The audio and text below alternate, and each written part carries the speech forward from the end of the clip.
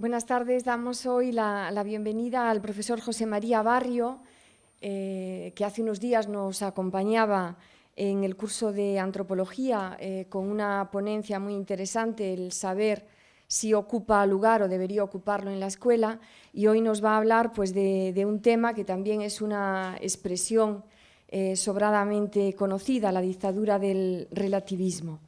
El profesor Barrio es profesor titular en la Facultad de Educación de la Universidad Complutense de Madrid, obtuvo premio extraordinario en sus estudios de licenciatura, posteriormente amplió los estudios en la Universidad de Münster en Alemania y en la de Viena. En la Facultad de Educación a la que pertenece ha ejercido la docencia en materias como filosofía, ética, antropología de la educación y educación cívica.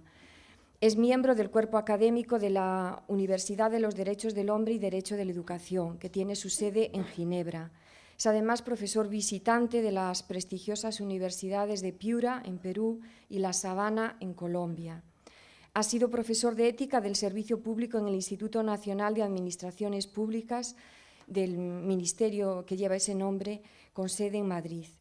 Ha participado como ponente en numerosos congresos nacionales e internacionales y reuniones científicas sobre cuestiones de su materia. Es autor de una obra pues, muy extensa, de la que vamos a citar solamente algunos títulos: Positivismo y violencia, moral y democracia, elementos de antropología pedagógica, una obra clave para todos aquellos que tenemos relación con la educación.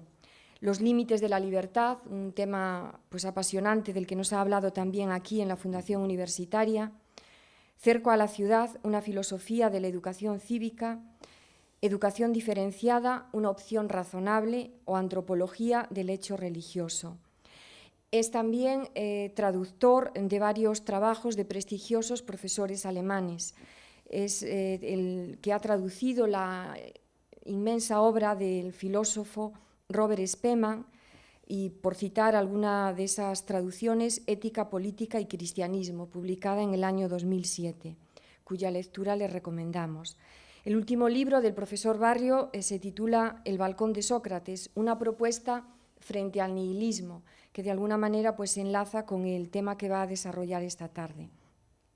No he dicho al principio, pero como lo dijo él en la ponencia que tuvo hace unos días, aquí quiero recordarlo ahora. El profesor Barrio supo elegir muy bien a sus maestros. Él es discípulo de Millán Puelles, que le transmitió pues, esa pasión por conocer la verdad y por transmitirla a otros. Y considera también pues, maestro o deudor de su magisterio a Joseph Pieper.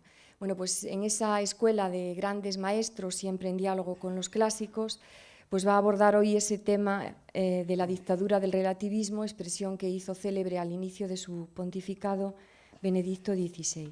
Pues le agradecemos una vez más el tener el privilegio de que esté con nosotros esta tarde aquí en la Fundación Universitaria, y tiene la palabra. Me puedo poner ahí, ¿no? Sí, sí. Bueno, muchas gracias a Teresa por su amable presentación e invitación. Para reflexionar con ustedes sobre este asunto, la dictadura del relativismo, que efectivamente, como ha dicho Teresa, pues ha empleado en varias ocasiones el Papa actual, Benedicto XVI, ya desde un poco antes de ser nombrado Papa, y que ciertamente es una expresión paradójica, ¿no? Porque pone en conexión, ¿verdad?, pues dos cosas que aparentemente, por lo menos en el imaginario colectivo hoy dominante, pues parecen contrarias o incluso contradictorias, ¿no? Pues eso del relativismo, pues mucha gente tiende a verlo o a relacionarlo más bien pues con la actitud que se espera del talante democrático, o al menos, ¿verdad?, pues de una de las actitudes fundamentales que se presupone en ese talante, que es la tolerancia, ¿no? Pues, por tanto, verla, como lo hace el Papa, empleando esta expresión, en conexión con actitudes dictatoriales o totalitarias o algo así, pues parece de entrada paradójico. Y sin embargo me parece que tiene una lógica interna esta expresión que, bueno, yo voy a intentar pues desentrañar un poco aquí.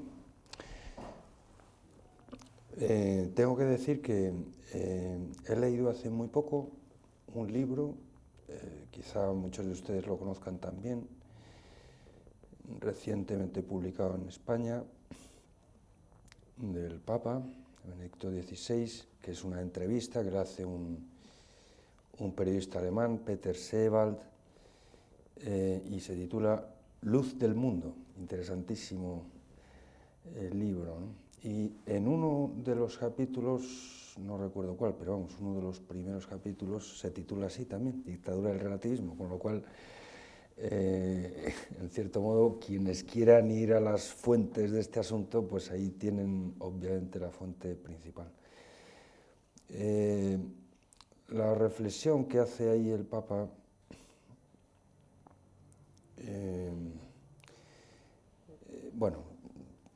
es una reflexión un poco articulada en varios argumentos, pero al menos uno de ellos, o el argumento inicial, lo que plantea pues es que efectivamente en nombre de la verdad pues también a veces se han cometido tropelías y por tanto pues puede parecer razonable pues una cierta cautela frente a las personas pues que están a lo mejor excesivamente convencidas de algo, ¿no?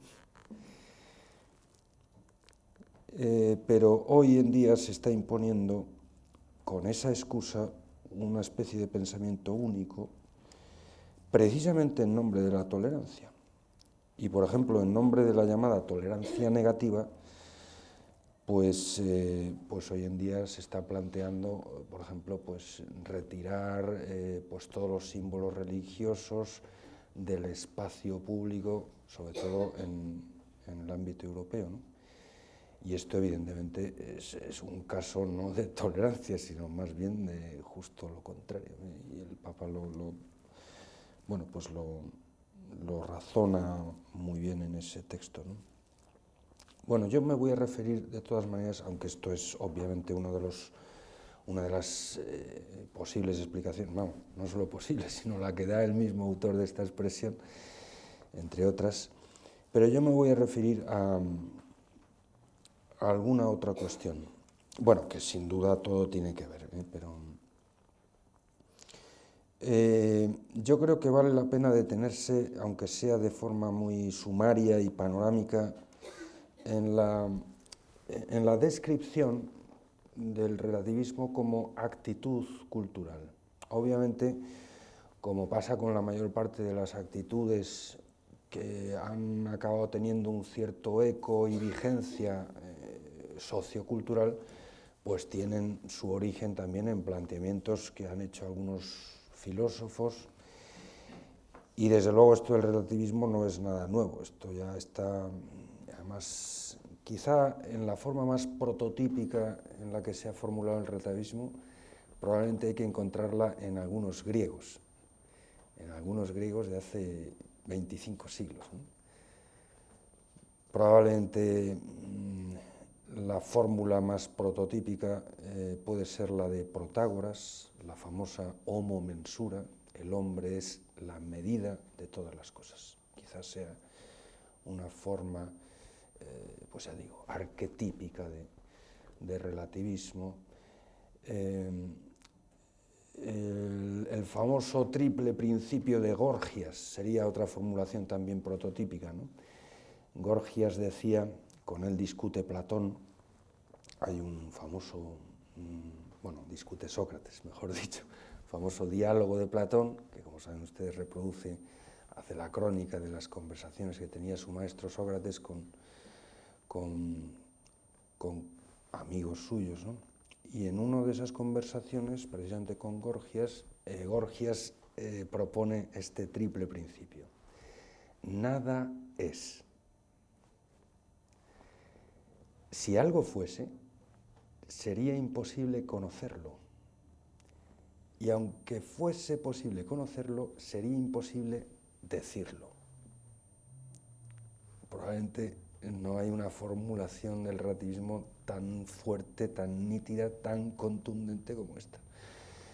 Con lo cual, en cierto modo podemos felicitarnos pues, de los relativismos, por lo menos odiernos, que son bastante más relativos, entre comillas, o sea, no son tan absolutistas o contundentes como los de los griegos, ¿no? Quizá lo que como actitud cultural pues, se puede presentar como la seña de identidad más característica de esa actitud que conocemos con el nombre de relativismo, pues pueda ser la suspicacia frente a la verdad, ¿no? El concepto de verdad, incluso no solamente el concepto, la misma palabra verdad, pues en los contextos relativistas que ciertamente han inficionado una parte importantísima del mundo cultural en Europa, bueno, en Norteamérica también, el llamado primer mundo actualmente, pues quizá pueda, entre otras, reconocerse por esta característica, una especie de suspicacia casi sistemática frente a cualquier planteamiento que pretenda para sí, pues eso, ser verdadero. Cualquier pretensión de verdad, pues se manifiesta pues a muchos filósofos y muchos intelectuales hoy en día, pues casi como arrogante de suyo,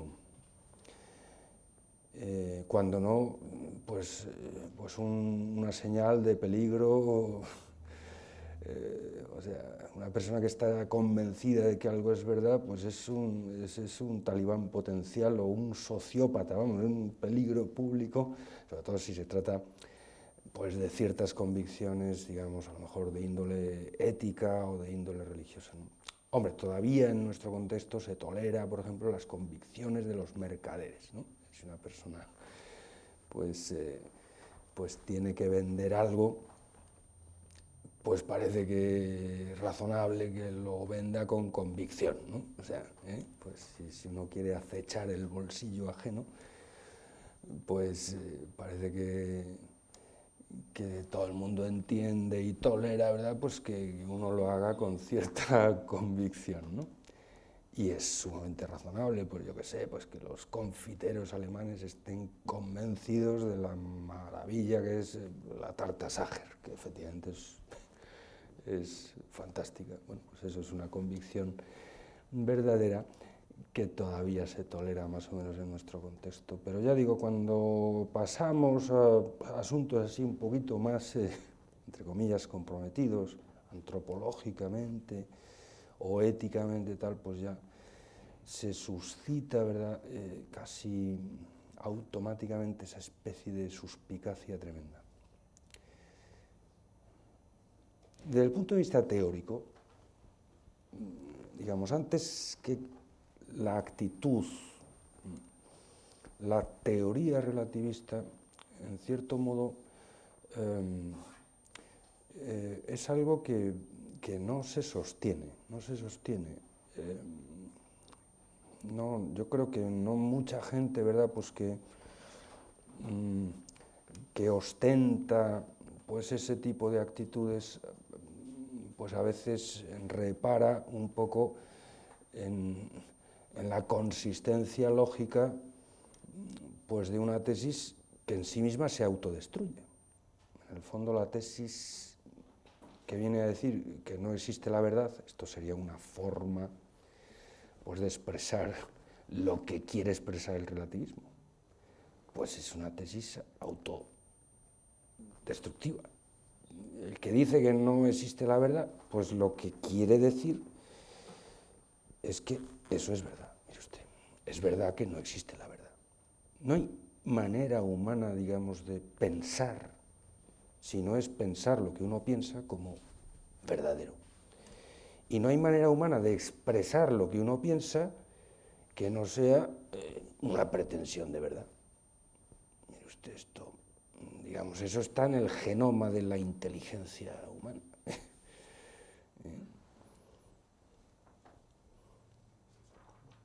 Quizá la otra formulación, la que podría considerarse más característica del relativismo, la que hace más justicia a la palabra relativismo, pues es esta de que todo es relativo, todo es relativo. Bueno, pues me atrevo a sospechar que tampoco quienes dicen semejante cosa pues han reparado suficientemente en que eso es una expresión que tampoco tiene sentido. Porque si todo es relativo, esto es una cosa que con una buena dosis de buen humor, mi maestro don Antonio Millán Puelles pues hacía notar, ¿no? Oye usted, si todo es relativo y todo significa todo, pues entonces también será relativo que todo es relativo. Lo cual tampoco tiene un sentido completo si no es desde una metaexpresión anterior que viniese a decir algo parecido a esto. Es relativo que sea relativo que todo es relativo.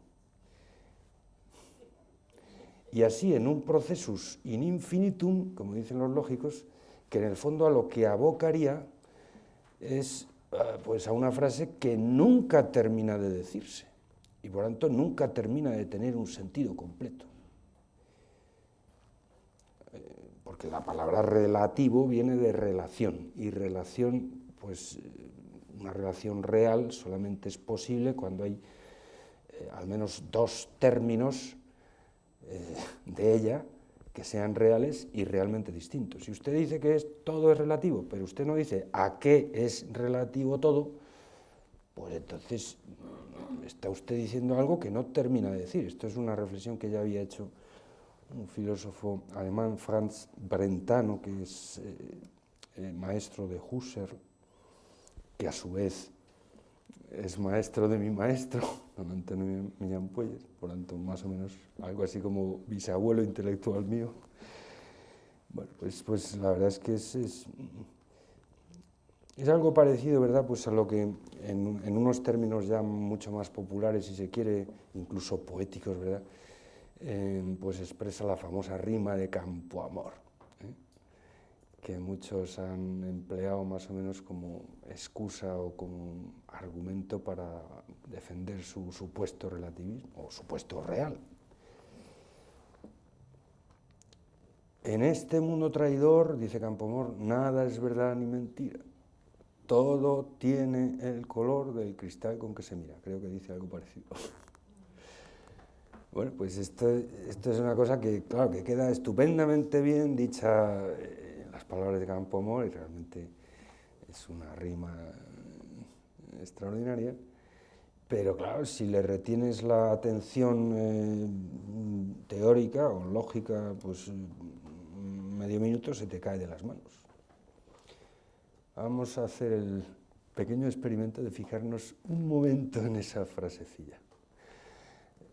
Obvio decir que estoy completamente seguro de que Campoamor no quería hacer ninguna teoría filosófica cuando dijo esa butade, aunque realmente está muy bien dicha desde el punto de vista poético, pero es una butade. Y seguro que además no es, ya digo, no tiene ninguna pretensión más que la de decir algo simpático y bonito, pero eso no tiene el menor sentido si uno se fija, me parece. ¿Por qué? Pues porque si en este mundo traidor nada es verdad ni mentira, pues tampoco será verdad ni mentira, sin duda, pues por ejemplo que Campoamor dijo eso. Y si todo tiene el color del cristal con que se mira, se supone que ese cristal tendrá algún color. Pero, amigo, ¿cuál es ese color? en rigor, no puede ser otro que el color del cristal con el que se mira ese cristal, que a su vez no puede ser otro que el color del cristal con el que se mira el cristal con el que previamente se miró no se sabe qué. Y estamos en las mismas, en un procesus in infinitum, que por definición, si es infinitum, pues nunca termina por colorear ningún cristal. Con lo cual, ¿qué está usted diciendo cuando dice que todo tiene el color del cristal con que se mira? Insisto que Campoamor no pretende, estoy convencido, hacer ningún teorema de esto, pero sí que es verdad que ha habido gente menos atenta al sentido de las palabras que usa, pues que sí que ha pretendido sacarle a la rima de Campoamor pues algún rendimiento que sinceramente me parece que no da para tanto, en la línea de consolidar o respaldar pues una actitud o incluso una tesis que sencillamente se autodestruye. Otra cosa muy distinta pues es, me parece a mí, pues claro, el buen burgués sentado en su sillón, que cuando viene un muchacho, ¿verdad?, pues haciendo afirmaciones sumamente tajantes, y es verdad que a ciertas edades la gente suele intentar o tiende a hacer afirmaciones muy tajantes sobre las cosas, pues le dice, tranquilo muchacho, sosiégate, no te lo tomes tan a pecho, hombre, todo es relativo, ¿no? Bueno, pues obviamente esto, pues sobre todo cuando viene pues de la experiencia de la edad madura, bueno, pues de una persona que ha tenido realmente pues tiempo y muchas posibilidades de contrastar las cosas, de ver que las cosas tienen matices que no siempre se descubren con una mirada rápida o esquiva, pues efectivamente uno ve que es completamente razonable. Es verdad que la mayor parte de las cosas, de las afirmaciones humanas, pues mire usted, son relativas, depende del punto de referencia. Si usted dice que este señor es altísimo, pues eso es una afirmación relativa, porque depende de cuál sea el punto de comparación. Si lo comparas con un pigmeo, pues a lo mejor efectivamente es muy alto. Pero si lo comparas, pues yo qué sé, con la Torre Picasso, pues a lo mejor el pigmeo es él. O sea que depende del punto de referencia. Pues eso. Y eso se puede decir probablemente pues del 90 o 95% de las afirmaciones humanas. Oiga usted, que según y cómo, ¿no? O sea, que habrá que ver también el contexto, pues toda la sensibilidad que, bueno, pues en el discurso filosófico, sobre todo, se ha abierto con la hermenéutica, todas las ideas de Heidegger y los sucesores de Heidegger, ¿no?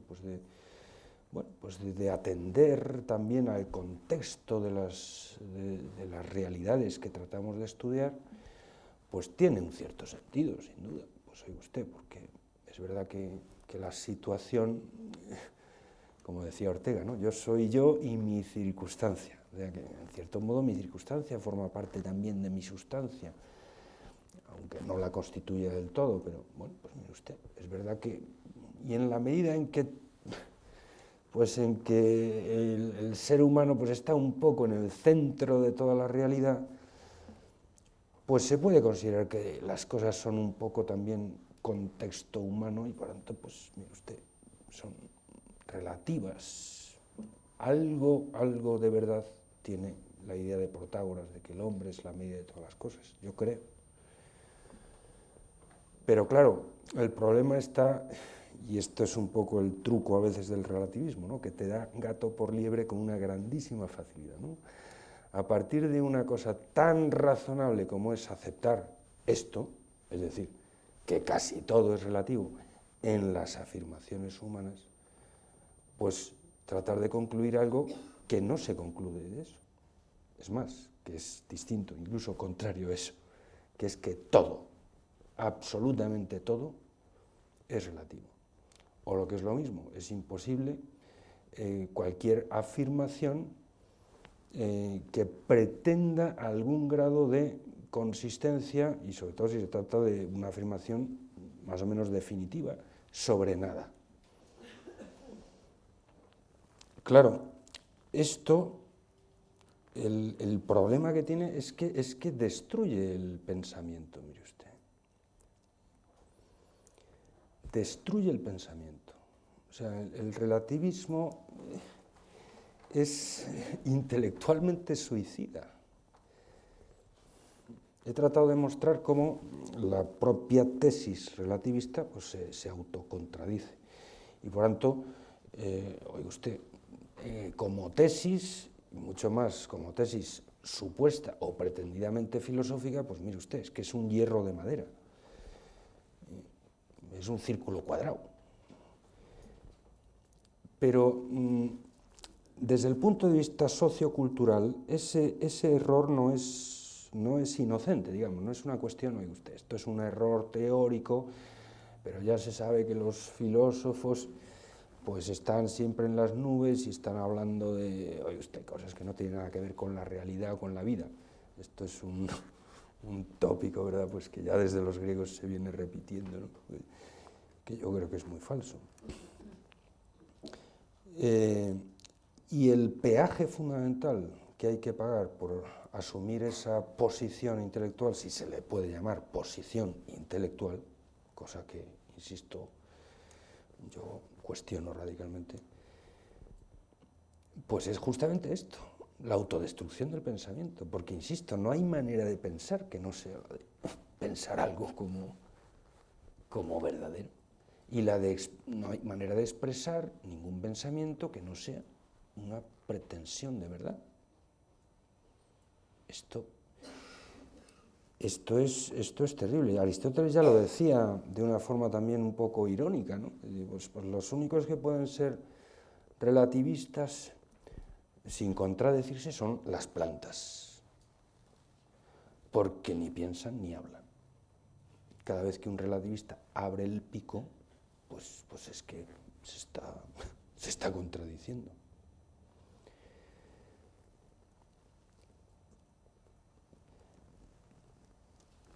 Quizá una forma, si quieren ustedes, taimada de relativismo, bueno, o incluso, vamos, desde luego teóricamente puede distinguirse de él, aunque en la práctica yo creo que van, de hecho, muy ligadas, pues es la actitud que en el lenguaje filosófico se conoce con el nombre de escepticismo. Teóricamente no es exactamente lo mismo, pero yo digo que me parece que en la práctica pues son actitudes, en cierto modo, bueno, pues casi como consecuentes una con otra o que de hecho van ligadas, ¿no? En sentido estricto, el relativista lo que dice es no existe la verdad. El escéptico lo que dice, en rigor, es otra cosa. Es que, bueno, a lo mejor existe, pero vaya usted a saber, no hay forma de conocerla, no hay forma de llegar a certeza racional ninguna sobre nada.